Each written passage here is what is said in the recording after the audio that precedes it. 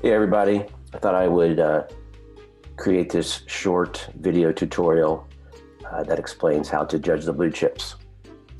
So let me share my screen and we'll get going. So the first thing that's going to happen, you will get an email from FilmFreeway that basically gives you access into the blue chip account as a sub user. So the first thing you're going to want to do is click right there, and it's going to take you to FilmFreeway, and it's going to have you set up your account.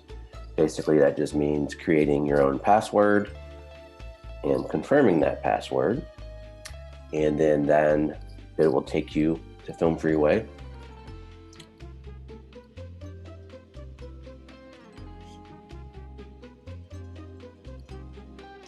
Just like that, and you can see right there at the top right hand corner is the little blue chip logo. So that lets you know you're in the right spot. So once you've done that, you're going to click on this submissions tab right here, and that is going to open up something that looks like this. You're now in FilmFreeway as a sub user for the blue chips, so you are ready to start judging. So the first thing you're going to notice in FilmFreeway here, you've got at the top of the screen box that's going to show you all of the submissions that you will be judging. If I scroll down, this will show me this complete list of all of the submissions. So this right now is 28 submissions, and you can see all of them right there.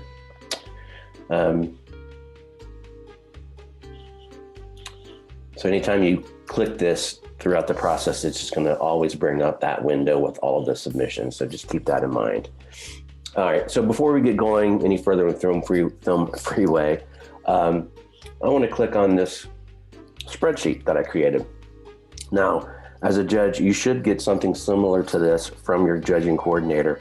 It will either be just a printout on a piece of paper, or it'll be hopefully some sort of spreadsheet like this that you can use.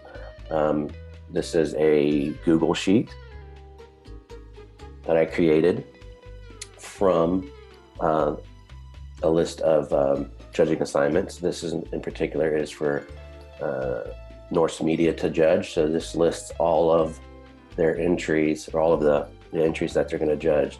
There's 37 of them. And I know earlier we saw 28, but I'll come back to that and explain why that says 28 and not 37. So, for this example, this judge is going to have 1, 2, 3, 4 categories to judge, and that may or may be similar to what you have, maybe a few more.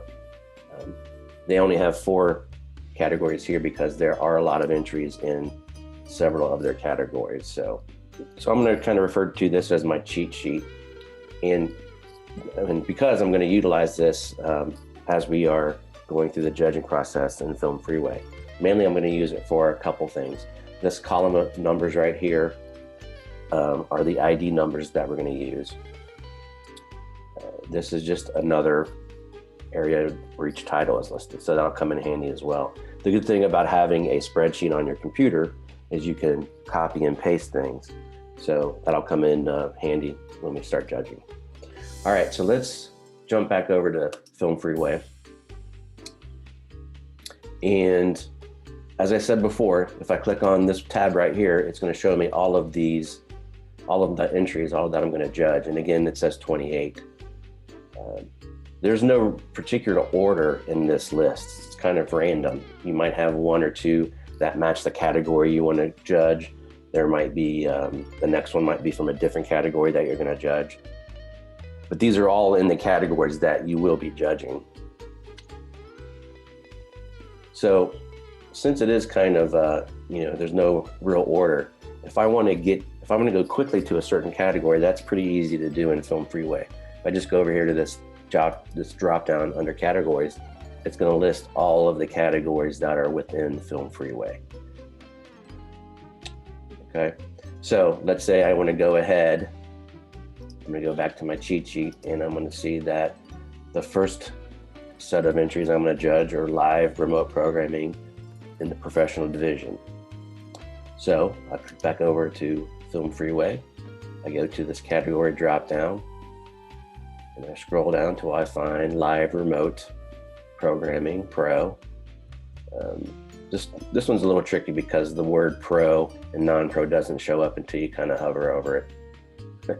So now I've got live remote programming pro. I'm going to click that box and I'm going to apply a filter. Once I do that, now this window just shows me the entries that are in that category, and there are 14 entries. So they all appear here. So if I come back up and click this show all 28 submissions, click that, it opens them all back up again. If I come back over here, I can pick the category that I want to judge. So this just kind of getting you familiar with how FilmFreeway works as far as going back and forth between all of your submissions and picking a certain submission that you want to watch, to judge. So that's it for that. After you've judged a few of these, you'll get pretty comfortable with going back and forth and choosing a category and click it. The reason there's nothing there is there was nothing entered underneath that category. So if I go back to the live remote programming, I believe it's this one. There. Nope. Oh, live studio programming. As you can see, I clicked on the wrong thing. But you'll get familiar with how this works. Okay, so let's go back. Let's go ahead and choose live remote programming pro. There we go. Click that, apply filter, and there's my 14 entries. I click back to my cheat sheet and I can see that I do indeed have 14 entries here. I'll go back to the first one and I'm ready to judge. So before we start judging, let me go back to the cheat sheet here and just point out one more thing. Before you start judging one of your categories, it's a good idea to understand what that category is. Each blue chip category has its own definition. They're pretty simple, but hopefully as part of this judging information that you receive from the judging coordinator, they'll also give you a list of explanations or descriptions of each category so you're familiar with it. So just as an example, I've gone ahead and copied over this description of what live remote programming is. This is right off the blue chip FilmFreeway website. So you want to just read this and make sure you have an understanding of the category that you're getting ready to judge. Like I said, they're usually pretty basic, but take a look at it just so you know. This could come into play as you're judging later, and we'll go over that. So live remote programming, first cablecast live from a venue off-site from an access center's facility. Pretty straightforward. At least we've now read it and we have an idea of what we're getting ready to judge. All right, so I'm gonna go back over to submissions, my submissions page. I'll click on this first one. So the first thing I wanted to point out is, if you look at this category right here, underneath there's actually a couple different categories listed. We're gonna judge, obviously, it under the live remote programming, not the virtual events pro category. Someone else will judge it underneath that. So the reason also I bring this up is, as an example, actually I'm gonna skip back. I'm just gonna pick out one of these that I know is in multiple categories that you will be judging. And well, in particular, the folks from Norse Media, because they have these two categories. So this entry is going to be judged in live remote and sports event. So it's actually it would be considered two entries, but it's one video in two different categories. So that's why the number of submissions is 28 as opposed to this number of 37. Basically, that's telling me that a few of the entries that I'm going to judge are in a couple different categories. So in FilmFreeway, each submission, no matter how many categories it's entered in, just shows up one time. So that's the difference, and that's why the numbers could vary. All right, so let's go back. Since I've clicked all of my submissions, I now have a full page of all of them. So I'm going to go back to my live remote programming pro, apply filter. All right, now I'm back to my 14 live remote programming pro submissions. So I'm gonna go back and click on that first one. Okay, so the first thing you'll see, the top up here is gonna be the link to watch the video. It could be a YouTube link, it could be a Vimeo link, it could be a Facebook link. In particular, this one, I'm gonna click on it and it's gonna open up another media platform to watch a video on. It's simple to do. I can watch this through this video platform.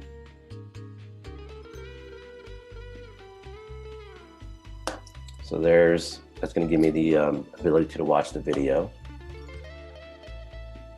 I'm going to just click back here.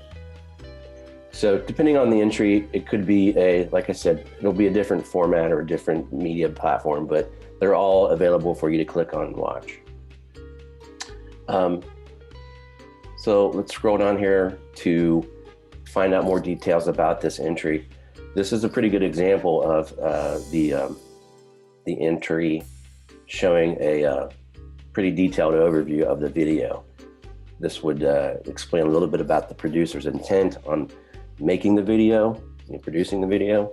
It'll give you some details about it. So this is a pretty long overview, which is good. I think these help when you're judging if you do have some verbiage to go along with what you're going to judge. So you're going to want to read that over. Not all the videos that you're going to judge will have one of those, but just keep that in mind. If it does, you're going to want to read that.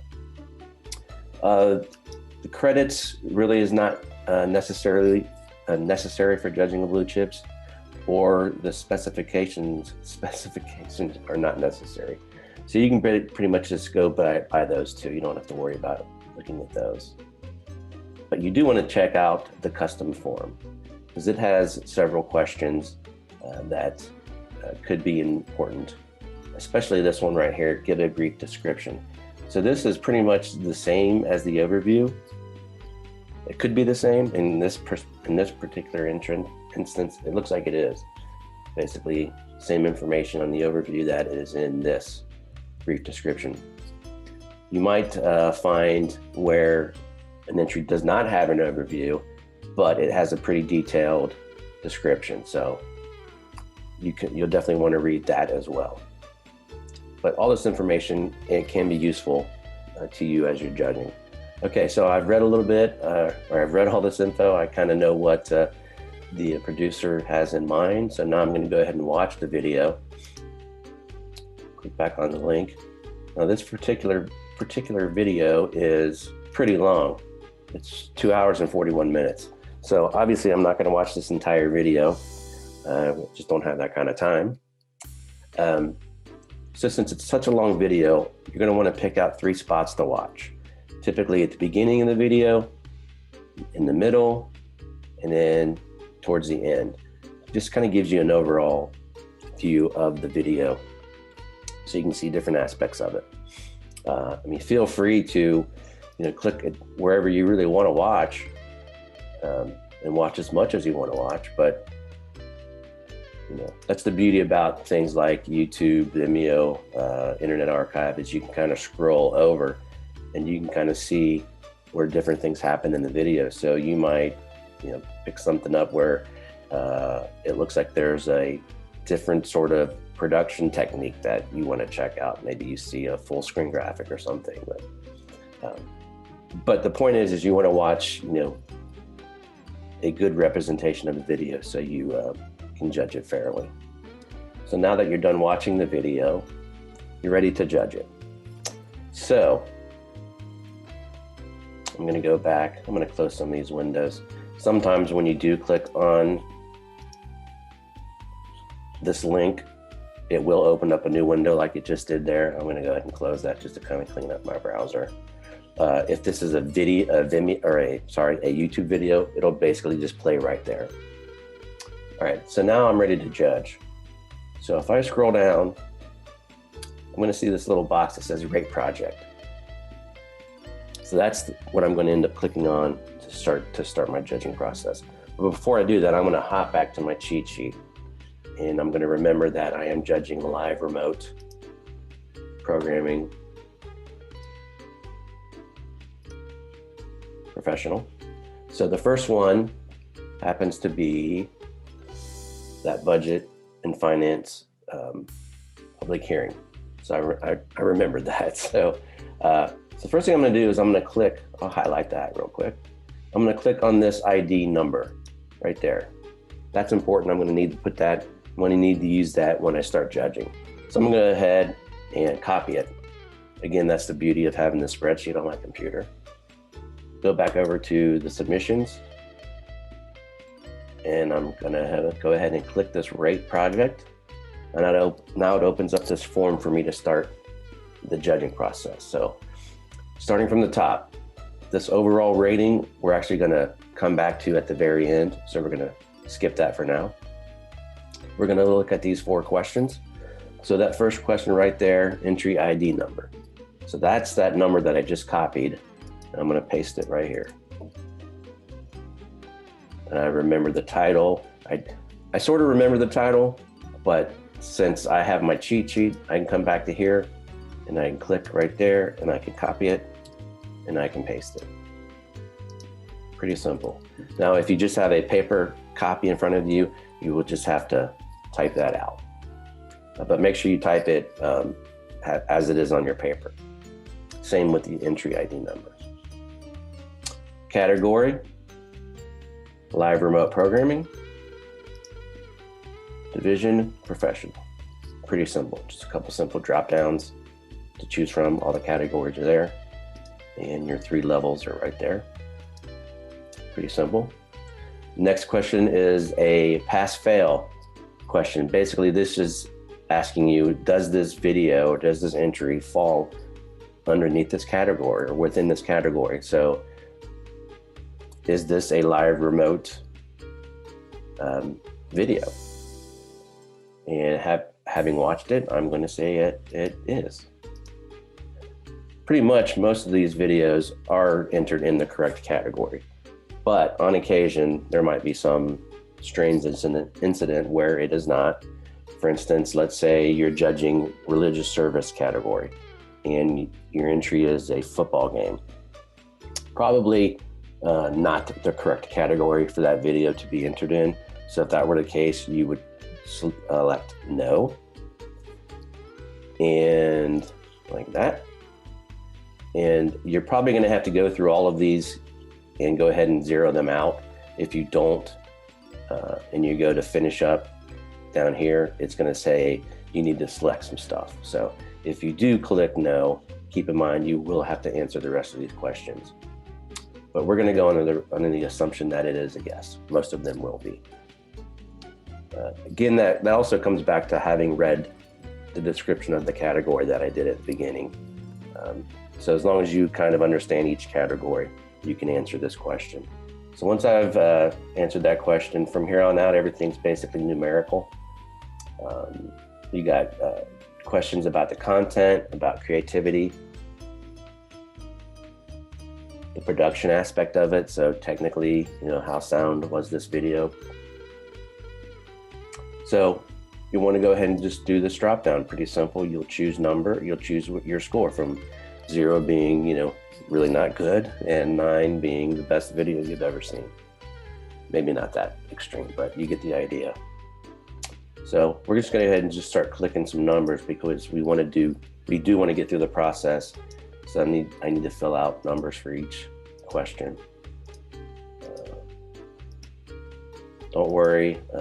I'm not judging this video. This is just an example. I just want to show you how it all comes out in the end. All right, so I get down to this last question right here, this overall impression question. And this basically is the same as this overall rating question, or number, I should say. So once you've made a decision on this number, you want to make sure that you come back up here to the overall rating and choose the same number here. So that number, your overall rating number, should be the same as your overall impression number. Once I've done that scoring, then I've got the option to leave some comments. So if there's something I liked particularly about the video and I want to let the producer know, I can write it here. If there is something about the video that I thought maybe they could improve on, I'll put that here. And anything additional, I can put that down here. Just keep in mind to keep your, be encouraging when you do leave comments, obviously, especially if there's something that can be improved on. You want to be constructive and provide some useful ideas, some useful information that the producer can incorporate next time they make a video. So once that's done, so I've added my comments, made sure I've put scores on for all of these, I can click rate. Okay, and now I'm done judging that video. Tells me right there, my name will pop up here. This is just that overall rating that I had you choose. And I'm done. Now, if I want to edit this, I can actually edit this. Let's say I watch a few more videos and I decide I want to change something about my score for this one. I can just click edit and come back, and I can change my score. If I want to increase or decrease a number, I can. Maybe I realized, oh, I want to add how great something was, or another improvement. I can go ahead and do that. The point is you can edit your rating. If you do make an edit, just click update, and it'll give you the chance to update. So that's pretty much it as far as how to judge an entry in Blue Chips. Getting back to the next entry, there's a couple things you can do. If I click next submission, it should take me to the next video that's in order of that list of, I believe, 14 videos that I have to judge within this category. If I'm not sure, all I have to do is hit the submissions button, and it takes me back, and then of course it will show me all of my submissions. But I can go again to my little drop down, go to the category,